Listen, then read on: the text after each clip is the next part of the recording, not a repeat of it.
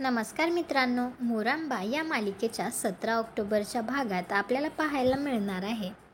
अक्षय रात्री बाहेर गेलेला असतो. त्यावेळी आरोही त्याला शोधत शोधत येत असते. ती म्हणत असते, बाबा कुठे गेलाय?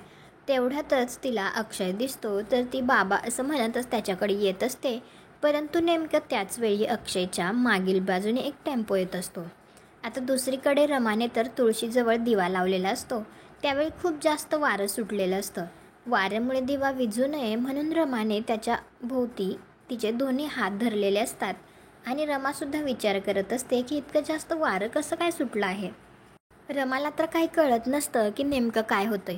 आता आरोहीने अक्षयच्या मागे असलेला टेम्पो बघितलेला असतो. परंतु अक्षय चालत असताना त्याला जरासं असं गरगरल्यासारखं होत असतं आणि त्याला नीट चालायचं सुद्धा कळत नसतं. तर आरोही मोठमोठ्याने ओरडत असते, बाबा बाजूला हो. टेम्पोवाल्याला म्हणत असते, थांबवा. परंतु त्या टेम्पोवाल्याचं काही लक्षच नसतं. नेमकं त्याच वेळी अक्षय रस्त्यावरती खाली पडतो आणि टेम्पो जवळ आल्यामुळे एकदम आरोही घाबरून मोठ्याने ओरडते. त्याचबरोबर आता दुसरीकडे रमाने तुळशीजवळ जो दिवा लावलेला असतो तो सुद्धा आता वाऱ्याने विझून जातो.